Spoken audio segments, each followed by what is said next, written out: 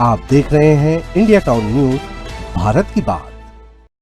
नमस्कार, स्वागत है आपका हमारे खास बुलेटिन खबरें राजनांदगांव में और मैं हूं आपके साथ निशा। चलिए बुलेटिन की शुरुआत करते हैं, पर उससे पहले एक नजर आज की हेडलाइंस पर। भूमका में भाजपा का जनसंपर्क अभियान तेज, किरण वर्मा के समर्थन में जुटी युवा टीम, राहुल टिकरिया के नेतृत्व में प्रचार अभियान, भाजपा ने विकास मुद्दों पर मांगा समर्थन।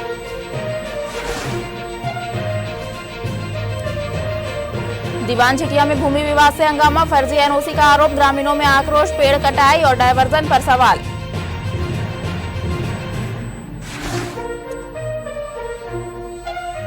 थाने में शराब प्रधान आरक्षक निलंबित, अनुशासनहीनता पर एसपी का एक्शन, सोमनी प्रधान आरक्षक पर गिरी गाज।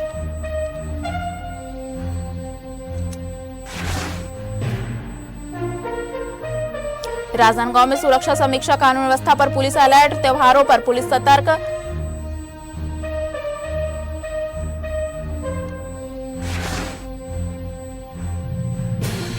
पांच गौवंश मुक्त, 3 तस्कर गिरफ्तार, बागनदी पुलिस की बड़ी कार्रवाई, महाराष्ट्र ले जाए जा रहे थे मवेशी।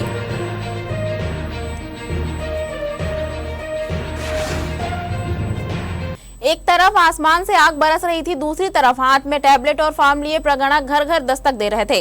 जिले में जनगणना का काम तय समय से 1 हफ्ते पहले पूरा कर लिया गया, लेकिन कहानी यही खत्म नहीं हुई। अब प्रशासन की सबसे बड़ी चुनौती बन गए हैं वे मकान जिनके दरवाजों पर ताले लटकते मिले। जिले में करीब 2,92,944 मकानों की गिनती के लिए 1,608 गणना ब्लॉक बनाए गए थे। इस काम में 2100 से ज्यादा कर्मचारियों की ड्यूटी लगाई गई थी। मई की भीषण गर्मी के बीच टीमों ने गांव से लेकर शहर तक हर गली में दस्तक दी। कई प्रगणकों को दोपहर की तपती सड़कों पर पानी की बोतल और मोबाइल ऐप के सहारे काम पूरा करना पड़ा। दिलचस्प बात यह रही कि जनगणना शुरू होने से पहले ही लगभग 5,500 लोगों ने खुद ही मोबाइल ऐप पर अपनी जानकारी अपलोड कर दी, यानी जिले में डिजिटल जनगणना की तस्वीर भी देखने को मिली। हालांकि कई घर ऐसे मिले जहां बार बार पहुंचने के बावजूद ताले लगे रहे। अब अंतिम चरण में प्रगणक दोबारा इन घरों तक पहुंचेंगे ताकि कोई भी परिवार सरकारी रिकॉर्ड से छूट न जाए। अधिकारियों के मुताबिक सभी आंकड़ों को जल्द डिजिटलाइज कर फाइनल रिपोर्ट तैयार की जाएगी।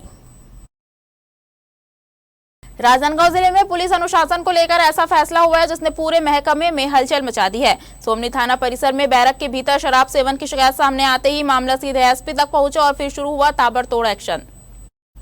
सूत्रों के मुताबिक एसपी ने बिना लंबी प्रक्रिया का इंतजार किए प्रधान आरक्षक भूपेंद्र कौचे को तत्काल प्रभाव से निलंबित कर आरक्षित केंद्र भेजने का आदेश दे दिया। इस अचानक हुई कार्रवाई ने पुलिस विभाग में साफ संदेश दे दिया है कि अनुशासन के मामले में अब कोई ढिलाई नहीं चलेगी। यह घटना इसलिए भी चर्चा में है क्योंकि आमतौर पर ऐसे मामलों में जांच के बाद कार्रवाई होती है, लेकिन इस बार जीरो टॉलरेंस दिखाते हुए तुरंत निर्णय लिया गया। बताया जा रहा है कि थाने के बैरक में शराब सेवन की बात सामने आने के बाद विभाग की छवि पर भी सवाल उठने लगे थे। इधर इस कार्रवाई को लेकर लोगों के बीच भी चर्चा तेज है। कुछ इसे जरूरी अनुशासनात्मक कदम बता रहे हैं तो कुछ इसे पुलिस व्यवस्था में कड़ा सुधार संकेत मान रहे हैं। राजनांदगांव जिले के ग्राम दीवान झिटिया में इन दिनों माहौल पूरी तरह गरमाया हुआ है। फर्जी एनओसी, कथित अवैध पेड़ कटाई और कृषि भूमि के डायवर्जन को लेकर ग्रामीणों का गुस्सा खुलकर सामने आ गया है। हालात इतने बिगड़े कि गांव के कई लोगों ने सामूहिक रूप से भाजपा की प्राथमिक सदस्यता से इस्तीफा देने का निर्णय लेते हुए जिला कार्यालय पहुंचकर ज्ञापन सौंप दिया। एक तरफ छत्तीसगढ़ में भाजपा सरकार के द्वारा सुशासन तिहार मनाया जा रहा है, वहीं सरकार के दावे कहते हैं कि एक पेड़ मां के नाम पर लगाओ और प्रकृति को बचाओ। मगर राजनांदगांव का ग्राम पंचायत दीवान झिटिया आज एक ऐसी समस्या से जूझ रहा है जिसके चलते पूरे ग्राम पंचायत दीवान झिटिया में तकरीबन 130 लोगों के लिखित आवेदन जो है, लिखित मांग पत्र जो है वो भाजपा कार्यालय में पहुंचे। और वो मांग पत्र ये है कि सारे के सारे लोग भाजपा कार्यकर्ता ही है और अब भाजपा से उन लोगों की इस्तीफा देने की मांग है। नमस्कार, मैं हूं सौरभ ताम्रकार और आप देखना शुरू कर चुके हैं इंडिया टाउन न्यूज भारत की बात। जिस खबर के बारे में मैं आपको बता रहा हूं कि भाजपा सरकार के द्वारा लगातार पूरे छत्तीसगढ़ में सुशासन तिहार मनाया जा रहा है, जहां पर दावे किए जा रहे हैं कि हर एक क्षेत्रों पर कहीं पर भी हो अधिकारियों को सुशासन मंच पर बुला करके तत्काल लोगों के, ग्रामीणों के समस्याओं का निराकरण करवाया जा रहा है। मगर राजनांदगांव से लगा हुआ तकरीबन 12 से 15 किलोमीटर की दूरी में ग्राम पंचायत दीवान झिटिया है और वहां के सैकड़ों लोग ऐसे हैं जो कि एक पावर प्लांट लगने के विषय को लेकर के काफी आक्रोश है और महीने भर से अपनी समस्या को लेकर के दर बदर भटक रहे हैं, घूम रहे हैं। वहीं आपको बता दें कि तस्वीरों में जो आप ये भाजपा के कार्यकर्ताओं को देख रहे हैं, ये वो कार्यकर्ता हैं जो लगातार अपनी अथक मेहनत करते हैं, सरकार की योजनाओं को ग्रामीण अंचलों तक के पहुंचाते हैं और आज खुद अपनी मांगों को लेकर के भाजपा कार्यालय, जिला कार्यालय पर पहुंचे हुए हैं और विरोध जता रहे हैं और सीधे से भाजपा से इस्तीफा देने की मांग कर रहे हैं। हमारे साथ में ग्रामीण मौजूद है जी। क्या नाम है आपका और क्या मांगे हैं? मैं मनीष साहू दीवान जेटिया से। मांग तो एक ही था कि कार्रवाई जो फर्जी नोटिस जारी किया है ग्राम पंचायत की तरफ से, उस पर जल्द से जल्द कार्रवाई हो और सचिव सरपंच को कानूनी कार्रवाई करने के बाद में जो सस्पेंशन का अगर ऑप्शन है तो सस्पेंड करें और सज़ा है तो सज़ा दें। और इसके चलते हम लोग जो है कभी इस अधिकारी के पास, कभी उस अधिकारी, मतलब कभी तहसीलदार हमको बुलाते हैं कि भाई आइए ऐसा ऐसा बात है, वो अपना आश्वासन देते हैं और कंप्रोमाइज़ करवा देते हैं। हम वापस घर लौट आते हैं कि चलो कुछ तो होगा। कभी एसडीएम साहब बुलाते हैं, कभी हम स्वयं कलेक्टर साहब के पास जाते हैं, उनसे काम नहीं बनता है तो हम थोड़ा सा अपने भाजपा से जुड़े हैं तो भाजपा के ऊपर लेवल के नेताओं के पास जाते हैं कि भाई आप सर इस पर थोड़ा सा कार्रवाई के लिए बात कीजिए, तो वो बात भी करते हैं। बात करने के बाद भी कोई परिणाम सामने नहीं आता है। अब ऐसी स्थिति में फिर हमको तो यही लगता है कि भाई जिनसे जुड़े हैं उनका काम नहीं हो रहा है तो उनसे जुड़ने का कोई मतलब नहीं है। सिर्फ इसी वजह से हम लोग आज यहाँ इस्तीफा देने के लिए ही आए हैं। 2 दिन पहले और आए थे तो भी आश्वासन नहीं मिला था। राजनांदगांव के जो सबसे बड़े नेता हमारे पूर्व मुख्यमंत्री एवं वर्तमान विधानसभा अध्यक्ष डॉक्टर रमन सिंह जी एवं संतोष पांडे जी जो लोकसभा के सांसद हैं, एवं महापौर मसूदन यादव जी एवं नीलू शर्मा जी पर्यटन मंत्री हैं जो, और हमारे जिलाध्यक्ष कोमल सिंह राजपूत जी सबसे मिले। ग्रामीणों ने सबसे निवेदन किया कि भैया यहाँ पर जो फर्जी एनओसी दिया गया उसके विरुद्ध में सचिव सरपंच के ऊपर कार्रवाई किया जाए, परंतु आज तक कार्रवाई करने में पता नहीं शासन प्रशासन के हाथ पांव क्यों फूले हुए। वो शासन प्रशासन हाथ पे हाथ धरे बैठी हुई है, इसमें किसकी संलिप्तता है, वो क्यों नहीं कार्रवाई कर पा रही है। आज इतने बड़े बड़े सुशासन के दावे किए जाते हैं तो एक सचिव जो है ग्राम सभा नहीं करवाए, बिना ग्राम सभा के अगर एनओसी जारी हुआ है, प्रथम दृष्टया ही जांच टीम ने कहा कि ये गलत हुआ है, उसके बावजूद भी कार्रवाई नहीं कर रहे तो इसमें संदेह जारी होता है और ग्रामीणों को पूरा संदेह है कि कहीं ना कहीं किसी न किसी का इसमें संरक्षण है। आदेश वही था कि जैसे मतलब ना जिला वो आए थे कमेटी, जांच कमेटी है ना, जांच कमेटी आने के बाद ये हुआ कि मतलब 8 से 10 दिन में मतलब कार्रवाई होगा उनके खिलाफ, लेकिन 8-10 दिन तो दूर 25-27 दिन आज हो गया, 27 दिन के अंदर भी आज मतलब ना कार्रवाई नहीं हुआ है। यानी कि कुल मिलाकर के ये है कि एक सोलर प्लांट लगाने के लिए ग्राम पंचायत के सरपंच और सचिव के द्वारा फर्जी ढंग से एनओसी दे दी जाती है और उसके बाद सैकड़ों से हजारों पेड़ वहां पर कट जाते हैं, फलदार वृक्ष भी कट जाते हैं। और वहीं सबसे बड़ा सवाल उठता है कि शासन के द्वारा बताए गए, ये चलाए गए सुशासन तिहार का क्या ही निर्णय निकलता है। अब आखिरकार सुशासन तिहार के चलते में ग्रामीण जो है अपनी समस्याओं को लेकर के उनका निराकरण नहीं हो रहा है, तो ऐसे में वो कहाँ जाए। प्रशासनिक अमले पर आधिकारिक आदेश भी आता है कि वहाँ पर जल्द से जल्द कार्रवाई की जाए, मगर अब तक ये कार्रवाई वहाँ पर कुछ देखी नहीं जाती है। सीधे से ये लोगों का, ग्रामीणों का गंभीर आरोप है कि इस मामले में सरपंच और सचिव के द्वारा लेन देन राशि भी तय की गई है और वो भी प्रक्रिया हो चुके हैं और बड़े नेताओं का भी इस मामले पर संरक्षण है, जिसके चलते में अब तक के उस ग्राम पंचायत के सरपंच और सचिव के ऊपर किसी भी प्रकार की कार्रवाई नहीं देखी गई है। अब देखना तो ये होगा कि क्या एक पेड़ माँ के नाम पर लगाने वाली पेड़ अब संरक्षित हो पाएगी या फिर यूं ही वहाँ पर के पूरी प्रकृति जो है वो नष्ट हो जाएगी और एक निजी कंपनी, एक निजी पावर प्लांट को, सोलर प्लांट को वहाँ पर सौंप दी जाएगी। एनओसी किस तरीके से जारी किया गया है और क्या कुछ नियम प्रावधान है, ये जांच का विषय है। जांच के बाद आगे इसमें कुछ बड़ा खुलासा हो सकता है। राजनांदगांव जिले से इंडिया टाउन न्यूज़ के साथ सौरभ से ताम्रकार, राजनांदगांव। ग्रामीणों का आरोप है कि गांव में विकास कार्यों की आड़ में नियमों की अनदेखी की जा रही है। बिना पारदर्शिता के कृषि भूमि का उपयोग बदला जा रहा है और बड़े पैमाने पर पेड़ों की कटाई से पर्यावरण पर गंभीर असर पड़ रहा है। सबसे गंभीर आरोप यह है कि सरपंच और सचिव द्वारा फर्जी एनओसी जारी किए जाने की बात भी सामने आई है।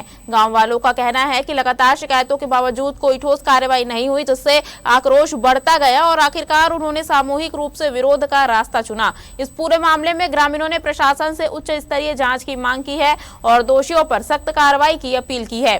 साथ ही अवैध पेड़ कटाई और भूमि डाइवर्जन पर तत्काल रोक लगाने की मांग भी उठाई गई है। फिलहाल गांव में इस मुद्दे को लेकर तनाव और चर्चा का माहौल बना हुआ है और ग्रामीण अपने अगले कदम को लेकर भी रणनीति बना रहे हैं।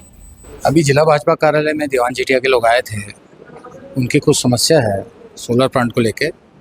हमारे बड़े नेताओं से, संगठन से बात करके और उस समस्या का हल करने का पूरा प्रयास करेंगे। हमारे कार्यकर्ता हो चाहे आम जनता हो, भारतीय जनता पार्टी आम जनता का समस्या हल करने के लिए ही बैठी है। चाहे कोई भी हो, उसकी समस्या का हल करने का पूरा प्रयास करेंगे, सुनेंगे उनकी बात। इस्तीफा के लिए नारा भी लगाया है और सरपंच और सचिव की प्लांट वालों के सामने मिली भगत बताई जा रही है, पैसे का लेन देन करके एनओसी दिया गया है, ये आरोप है। उनसे बात करेंगे, बैठ के बात करेंगे, उनकी समस्या को सुनेंगे, समझेंगे, उसके बाद जो आवश्यक कदम होगा उस पर हम किस तरीके से करें। राजनांदगांव जिले के उसरी बोर्ड गांव में एक पारिवारिक विवाद अब सिर्फ निजी झगड़ा नहीं रहा बल्कि पुलिस जांच और आरोप प्रत्यारोप के बीच उलझा हुआ मामला बन गया है। दरअसल भिलाई 3 के रहने वाली प्रेमलता साहू ने पुलिस अधीक्षक को दी शिकायत में आरोप लगाया है कि वह 7 मार्च 2026 को अपने बीमार भाई से मिलने उसरी बोर्ड पहुंची थी, जहां पुराने पारिवारिक विवाद ने अचानक हिंसक रूप ले लिया। शिकायत के अनुसार वहां मौजूद कुछ रिश्तेदारों से कहासुनी बढ़ी और बात गाली गलौज, धक्का मुक्की और मारपीट तक पहुंच गई। आवेदिका का कहना है कि विवाद के दौरान उसके साथ अभद्र व्यवहार किया गया और धमकियां भी दी गई। पीड़िता ने यह भी आरोप लगाया कि हमले में उसे चोटें आई, जिसका इलाज निजी अस्पताल में कराया गया। मामले को और पेचीदा बनाता है यह पहलू कि दूसरे पक्ष की ओर से भी शिकायत दर्ज कराई गई है, जिसने घटना को लेकर 2 अलग अलग दावे सामने आ रहे हैं। वहीं पीड़िता ने स्थानीय स्तर पर कार्रवाई में ढिलाई और निष्पक्षता को लेकर भी सवाल उठाए हैं। फिलहाल मामला पुलिस जांच के अधीन है और अधिकारी दोनों पक्षों के बयान एवं तथ्यों के आधार पर सच्चाई तक पहुंचने की कोशिश में जुटे हुए हैं। मामला असल में बच्चों का पेपर चल रहा था। दोनों बड़े बच्चे बोर्ड पर क्लास में थे, एक 12वीं में है बड़ी और एक 10वीं में थी, और पेपर चल रहा था तो मैं मोबाइल के लिए टोका था बच्चों को, तो मेरी पत्नी नाराज हो गई और मेरे साथ तू मैं होकर मारपीट करी मेरे साथ। ये 3 मार्च की घटना है और मेरे पीठ में एकदम दर्द हो गया था, आँख में काला पड़ गया था, तो मैं 2-3 दिन से खाना नहीं खा पाया था, पेट में जलन हो रहा था। तो दीदी मेरे देखने के लिए आई, तबीयत ठीक नहीं है बोला, तो मैं बुलाया था दीदी को आ जाए ऐसा करके, तो मेरे खाना लेके आई थी। वो 7 मार्च को खाना लेके आई थी मेरे लिए। चरोदा निवासी है, जंजगिरी चरोदा। तो उस दिन फिर मेरी पत्नी अपने भाई और पूर्णिमा साहू, महेंद्र साहू, भुनूराम साहू, डुमन साहू को बुला ली। फिर मेरे साथ मारपीट करने लगी कि उतने देर से खाना क्यों मंगाया हो ऐसा करके। तो दीदी छुड़ाने का प्रयास की, तो दीदी साथ फिर इसका बाल वाल खींचे, इसके साड़ी वाड़ी फटा है, हाथ वाथ मरोड़े दीदी के साथ। हाँ, FIR दर्ज इसलिए हुआ कि मैं भाई के कहने पर 7 तारीख को भाई से मिलने आई। वो बोले कि मेरे लिए खाना लेके आ जाओ, 2 दिन से खाना नहीं खाया हूँ ऐसे करके। तो मैं खाना लेके आई तो ये उन लोग मेरे ऊपर चिढ़ गए। अब मेरे आने से पहले मेरे भाई के ऊपर उस दिन खूब मारपीट किए थे और उनके ससुराल वाले भुनूराम साहू, डुमन साहू, महेंद्र साहू, पूर्णिमा साहू, पुष्पेंद्र साहू, सौरभ साहू, वंदना साहू और इनके बच्चे भी शामिल थे। पूरा सब मिलके इनके ऊपर साइकिल पटक के मार किए थे, जिनका निशान इसके पीठ के ऊपर अभी भी है। और इनका आंख मेरे को जब मैं बोली मैं नहीं आ पाऊंगी, आप आ जाओ, मैं तो बोले आंख को वीडियो कॉल करके दिखाया गया तो उनका आंख में पूरा ब्लड भरा था, उनका आंख दिख ही नहीं रहा था। राजनांदगांव जिले में आने वाले त्योहारों, पंचायत चुनाव और संवेदनशील मौकों को शांतिपूर्ण ढंग से कराने के लिए पुलिस अधीक्षक अंकिता शर्मा ने जिले के सभी पुलिस अधिकारियों और थाना प्रभारियों की महत्वपूर्ण समीक्षा बैठक ली। इस दौरान कानून व्यवस्था, पुलिसिंग और सुरक्षा व्यवस्था को लेकर विस्तार से चर्चा की गई। एसपी अंकिता शर्मा ने पहले हुई संवेदनशील घटनाओं को केस स्टडी के रूप में समझाते हुए अधिकारियों को बताया कि किसी भी विवाद या तनाव की स्थिति का पहले से अनुमान लगाना, तुरंत फैसला लेना और तेजी से कार्रवाई करना कितना जरूरी है। बैठक में पंचायत चुनाव, भीड़भाड़ वाले इलाके, संवेदनशील क्षेत्र और सोशल मीडिया पर फैलने वाली अफवाहों की समीक्षा कर सुरक्षा की विशेष रणनीति तैयार की गई। एसपी ने बताया कि जिले में करीब 1 महीने पहले बनाई गई law and order quick response team लगातार सक्रिय है। यह टीम पुलिस लाइन और एसपी कार्यालय में हमेशा तैयार रहती है और किसी भी घटना की सूचना मिलने पर 10 से 15 मिनट के भीतर मौके पर पहुंचकर कार्रवाई करती है। एसपी ने कहा कि आम जनता की सुरक्षा और जिले में शांति बनाए रखना राजनांदगांव पुलिस की सबसे बड़ी प्राथमिकता है। उन्होंने सभी पुलिसकर्मियों से अनुशासन और जिम्मेदारी के साथ काम करने की अपील की। वक्त हो चुका है छोटे से ब्रेक का, बने रहिए इंडिया टाउन न्यूज के साथ। कभी कभी चेहरे का छुपा दर्द दुनिया नहीं देख पाती है। दाग, मुहासे, झाइयाँ सब आपके आत्मविश्वास को कम कर देता है, पर अब नहीं, क्योंकि Rukhsana glow and fair face pack जो दे आपकी स्किन को वो प्यार जो सिर्फ प्रकृति दे सकती है। हर लेयर को साफ करे, हर दाग को करे हल्का और आपकी मुस्कान फिर से लौटाए। Because you deserve to glow naturally. Rukhsana herbal beauty product Amazon, Meesho और फ्लिपकार्ट में भी उपलब्ध। राजनांदगांव में इस बार स्वच्छता सर्वेक्षण 2025-26 सिर्फ कागजी तैयारी तक सीमित नहीं दिख रहा। नगर निगम ने साफ संदेश दिया है कि अब हर वार्ड की असली परीक्षा होगी। नगर निगम आयुक्त अतुल विश्वकर्मा ने नोडल अधिकारियों की बैठक लेकर साफ सफाई से लेकर फीडबैक सिस्टम तक हर मोर्चे पर माइक्रो मॉनिटरिंग के निर्देश दिए। खास बात यह रही कि इस बार फोकस सिर्फ झाड़ू तक नहीं बल्कि लोगों की राय तक पहुंच गया है। अधिकारियों से कहा गया है कि शौचालयों एवं SLRM सेंटरों में सिर्फ बोर्ड लगाकर काम नहीं चलेगा। पानी, सफाई, लाइट और जरूरी संसाधन मौके पर उपलब्ध होने चाहिए। साथ ही गीला और सूखा कचरा अलग अलग देने वाले घरों की संख्या बढ़ाने का लक्ष्य भी तय किया गया है। इस बार सिर्फ सफाई नहीं, जनता का फीडबैक भी शहर की रैंकिंग के लिए तय करेगा। इसलिए अधिकारियों को लोगों से सीधे संवाद कर फीडबैक लेने और शिकायतों का तुरंत समाधान करने के निर्देश दिए गए हैं। छुरिया क्षेत्र में ग्राम विकास समिति गेंदा टोला ने सामाजिक सरोकार की मिसाल पेश करते हुए शोकाकुल परिवारों को तत्कालिक आर्थिक सहायता प्रदान की। समिति की इस पहल का उद्देश्य ग्रामीण क्षेत्रों में जरूरतमंद परिवारों को आपात स्थिति में सहयोग उपलब्ध कराना बताया गया। समिति द्वारा स्वर्गीय रामाधीन निर्मलकर के बेटे रमन निर्मलकर और रामाधार यादव की पत्नी जयंतीबाई यादव के निधन पर उनके परिजनों को आर्थिक सहयोग राशि प्रदान की गई। इस दौरान समिति के पदाधिकारी और ग्रामीण बड़ी संख्या में मौजूद रहे। कार्यक्रम के दौरान उपस्थित लोगों ने दिवंगत आत्माओं की शांति के लिए प्रार्थना की। साथ ही शोक संतप्त परिवारों को इस कठिन समय में धैर्य और संबल प्रदान करने की प्रार्थना की गई। ग्राम विकास समिति के सदस्यों ने कहा कि संकट की घड़ी में एक दूसरे के साथ खड़ा होना ही समाज की वास्तविक ताकत है। उन्होंने भरोसा दिलाया कि समिति आगे भी जरूरतमंद और पीड़ित परिवारों को हर संभव सहायता उपलब्ध कराती रहेगी। खैरागढ़ के दल्ली खोली लछना जंगल में वन्य जीवों की रहस्यमयी मौत ने इलाके में चिंता बढ़ा दी है। जल स्रोत के पास बड़ी संख्या में पक्षी और छोटे जंगली जीवों के शव मिलने के बाद वन विभाग जांच में जुट गया है। प्रारंभिक आशंका है कि पानी या किसी बाहरी जहरीले तत्व के कारण यह घटना हुई हो सकती है। हालांकि अभी इसकी आधिकारिक पुष्टि नहीं हुई है। मौके पर पहुंचे बर्ड वॉचर मुकेश वर्मा ने सबसे पहले एक मृत ग्रेटर रैकेट टेल्ड ड्रैंगो देखा, जिसके बाद पूरे क्षेत्र में और शव मिलने से मामला सामने आया। वन्य जीव विशेषज्ञों का कहना है कि मोर और सिवेट जैसे जीवों की एक साथ मौत सामान्य नहीं है, जिससे किसी गंभीर पर्यावरणीय गड़बड़ी या साजिश की आशंका भी जताई जा रही है। वन विभाग ने जल स्रोत और आसपास से पानी के सैंपल लेकर जांच शुरू कर दी है। शुरुआती अनुमान के मुताबिक मृत जीवों की संख्या काफी अधिक हो सकती है। स्थानीय लोग और पर्यावरण प्रेमी घटना की निष्पक्ष जांच की मांग कर रहे हैं। खैरागढ़ रेंज के लचना सर्कल में दल्ली खोली एक बीट है। दल्ली खोली जंगल है, अच्छा जंगल है, पहाड़ियाँ हैं और उसमें कुछ पक्षियों के और जानवरों के मरने की सूचना कल मिली थी। इसको जाके देखा गया और आज उसका पोस्टमार्टम हुआ है। ऑटोप्सी रिपोर्ट अभी आना बाकी है, लेकिन जैसा फर्स्ट हैंड लग रहा है तो जो एक्सपर्ट्स हैं, डॉक्टर्स हैं, उनके द्वारा ऐसा बताया जा रहा है कि वो संभावित हीट स्ट्रोक से मरे हैं। जैसा कि उसके अंदर के जो बॉडी पार्ट्स देखे गए वो सेमी कुक्ड टाइप के दिख रहे थे, जिससे लगभग तय है कि हीट स्ट्रोक से मरे हैं। ऑल्दो पानी वहाँ पे अवेलेबल था, पानी के आसपास ही पहुँचे हैं। शुरू में ऐसा लग रहा था कि शायद कुछ शिकार की संभावना हो सकती है, लेकिन संभवतः नहीं है, क्योंकि उसी पानी के अंदर मेंढक वगैरह ठीक से हैं। बाकी कुछ और जानवर हैं जो पानी के अंदर ही रह रहे हैं, सुरक्षित हैं। आस्था के सफर से लौट रहा एक परिवार नेशनल हाईवे पर सिस्टम की लापरवाही का शिकार होते होते बचा। दरअसल डोंगरगढ़ में मां बमलेश्वरी के दर्शन कर रायपुर लौट रहे प्रीतम जैन की कार पताल भैरवी धाम के पास हाईवे पर खोदे गए 4 फीट गहरे गड्ढे में पलट गई। हाईवे का काम महीनों से चल रहा है। सड़क किनारे 4 फीट गहरा गड्ढा खोद कर खुला छोड़ दिया गया। न बैरिकेड, न चेतावनी बोर्ड, न लाइट। बुधवार को बर्फानी धाम के सामने अंधेरा होते ही कार सीधे गड्ढे में जा समाई। कार में प्रीतम जैन अपने परिवार के साथ थे। गनीमत रही कि किसी को गंभीर चोट नहीं आई, मगर हादसे ने हाईवे की सुरक्षा व्यवस्था की कलई खोल दी। लोगों ने कहा कि हाईवे पर काम के नाम पर मौत के कुएं खोद दिए गए हैं। न रिफ्लेक्टर, न डायवर्जन, न स्पीड कंट्रोल। आपको बता दें, पताल भैरवी धाम के पास यहाँ कोई पहली घटना नहीं। स्ट्रीट लाइट बंद पड़ी है और संकेतक गायब है। सवाल यही है, कब जागेगा सिस्टम। फिलहाल हादसे में कार क्षतिग्रस्त हुई है, परिवार सुरक्षित है, लेकिन हाईवे पर बनी मौत की खाई अगला शिकार तलाश रही है।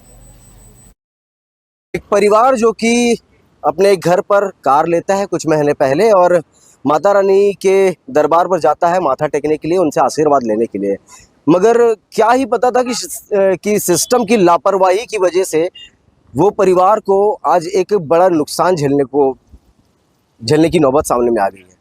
मैं भी राजनांदगांव के पताल भैरवी माता मंदिर के पास खड़ा हुआ हूँ और एक परिवार जिसमें एक पुरुष है, साथ में उनकी वाइफ है और 2 नन्हे बच्चे हैं। अपने परिवार को लेकर के माता डोंगरगढ़ माँ बमलाई के दरबार गए हुए थे, करेला भवानी होते हुए डोंगरगढ़ के रास्ते माँ पताल भैरवी के दरबार पर आए और यहाँ पर गाड़ी रोक करके पताल भैरवी माता के दर्शन करने के लिए जाने ही वाले थे। मगर सामने जो तस्वीरों में आप ये गड्ढा देख पा रहे होंगे, ये गड्ढा सड़क बनाने के लिए या प्रशासनिक कार्य की वजह से इसे खोदा गया है। मगर सबसे बड़ी लापरवाही ये है कि जब जो गाड़ी चालक है, जिनकी जो गाड़ी है, वो गाड़ी को पीछे ले रहे थे, रिवर्स कर रहे थे, तो उन्हें किसी भी प्रकार की सुरक्षा यहाँ पर इंडिकेट नहीं हुई है, कोई भी सुरक्षा पैमाना यहाँ पर नहीं देखा गया और जिसके चलते में कार जो है, उनकी नई की नई कार है, वो पलट गई। क्या कुछ है, अभी हमारे साथ में भाई साहब मौजूद है। भैया कहाँ गए थे और कहाँ से आ रहे थे? डोंगरगढ़ माता रानी से माता रानी के दर्शन करने के लिए गए। और क्या हुआ, किस प्रकार से हुई घटना यहाँ पर? रिवर्स ले रहा था, बस सडनली पता नहीं चला, गाड़ी एक तरफ झुकने लगा, फिर कोई भैया आगे बोले गाड़ी आपका नीचे जा रहा है, रुकिए। तो वो कुछ करने लगे, हेल्प करने लगे, इस बीच में गाड़ी और स्लिप हो गया और पलट गया। किसी प्रकार से आपके परिवार में किसी को चोटें तो नहीं है? नहीं, कोई चोट नहीं। लेकिन कहीं ना कहीं ये देखा जा सकता है कि अगर यहाँ पर सुरक्षा व्यवस्था कुछ बनाई जाती या बांस वास के बैरिकेडिंग लगाए रहते हैं तो सुरक्षा एक होनी चाहिए, आपकी गाड़ी इंडिकेशन होनी चाहिए। हाँ, इंडिकेशन रहता तो शायद वो बच जाता। देखिए, कहीं ना कहीं ये सिस्टम की लापरवाही है जिसका खामियाजा आम लोगों को भुगतना पड़ता है। आज ये भाई साहब की गाड़ी गिरी और गिरने के बाद कहीं ना कहीं ये बड़ी सुरक्षित बातें हैं कि इनके परिवार को कुछ भी नहीं हुआ, जनहानि नहीं हुई। लेकिन अब भी सवाल वही खड़े होता है कि क्या सिस्टम इसी प्रकार की लापरवाही सामने बरतते रहेगा? अब आने वाले समय में देखना ये होगा कि इस मामले के बाद, इस घटना के बाद क्या प्रशासन जागती है और ऐसे पूरे शहर पर जहां पर काम चल रहे हैं वहां पर बैरिकेडिंग लगाई जाते हैं। राजनांदगांव जिले के बागनदी थाना क्षेत्र में पुलिस ने मवेशी तस्करी के खिलाफ बड़ी कार्रवाई करते हुए एक वाहन से अवैध रूप से महाराष्ट्र ले जाया जा रहे 5 गौवंशीय पशुओं को मुक्त कराया है। मामले में 3 आरोपियों को गिरफ्तार कर न्यायिक रिमांड पर जेल भेज दिया गया है। यह कार्रवाई पुलिस अधीक्षक अंकिता शर्मा के निर्देश पर चलाए जा रहे विशेष अभियान के तहत की गई। दरअसल पुलिस को मुखबिर से सूचना मिली थी कि एक पिकअप वाहन में गौवंशीय पशुओं को क्रूरता पूर्वक भरकर महाराष्ट्र की ओर ले जाया जा रहा है। सूचना के आधार पर बागनदी पुलिस ने घेराबंदी कर वाहन को रोका और जांच की। तलाशी के दौरान वाहन से 5 गौवंशीय पशु बरामद किए गए, जिनमें 4 बैल और 1 गाय शामिल है। पुलिस ने आरोपियों के खिलाफ पशु क्रूरता अधिनियम और अन्य संबंधित धाराओं के तहत मामला दर्ज कर आगे की जाँच शुरू कर दी है। राजनांदगांव जिले के अंतर्गत आने वाले घुमका नगर पंचायत चुनाव में इस बार राजनीतिक गतिविधियां तेज हो गई है। आपको बता दें, नगर पंचायत अध्यक्ष पद की भाजपा प्रत्याशी किरण वर्मा के समर्थन में व्यापक जनसंपर्क अभियान चलाया गया, जिसमें युवा शक्ति की मजबूत भागीदारी देखने को मिली। इस अभियान का नेतृत्व भाजपा युवा मोर्चा के प्रदेश अध्यक्ष राहुल टिकरिया के साथ साथ प्रदेश पदाधिकारी मोनू बहादुर और विशाल पांडे ने किया। जिला स्तर पर युवा मोर्चा की टीम और स्थानीय कार्यकर्ता भी बड़ी संख्या में इस जनसंपर्क अभियान में शामिल रहे। घुमका नगर पंचायत के विभिन्न वार्डों में घूमकर भाजपा कार्यकर्ताओं ने मतदाताओं से संपर्क किया और पार्टी प्रत्याशियों के पक्ष में समर्थन की अपील की। इस दौरान संगठन की ओर से यह संदेश दिया गया कि क्षेत्र में विकास को गति देने के लिए स्थिर और मजबूत नेतृत्व जरूरी है। जनसंपर्क के दौरान भाजपा नेताओं ने यह भी दावा किया कि क्षेत्र में विकास योजनाओं को आगे बढ़ाने के लिए नई पहल की जाएगी, जिसमें शिक्षा और खेल सुविधाओं को प्राथमिकता देने की बात कही गई। इससे हाईटेक लैब, आधुनिक लाइब्रेरी और खेल मैदान जैसे प्रस्तावों का जिक्र किया गया। इस दौरान जिला स्तर पर भाजपा युवा मोर्चा के अध्यक्ष चिंटू सोनकर सहित कई पदाधिकारी और कार्यकर्ता इस अभियान में सक्रिय रूप से मौजूद रहे। पूरे कार्यक्रम के दौरान घुमका नगर पंचायत का माहौल चुनावी रंग में रंगा नजर आया, जहां दोनों पक्षों की रणनीति और जनसंपर्क अभियान लगातार तेज होते दिखे। राजनांदगांव जिला चिकित्सालय परिसर में वर्षों से बकाया किराया न जमा करने वाले दुकानदारों पर आखिरकार प्रशासन ने सख्त रुख अपना लिया है। आपको बता दें, जीवनदीप समिति के निर्णय के बाद किराया अटकाने वालों के खिलाफ सीधी कार्रवाई शुरू कर दी गई है।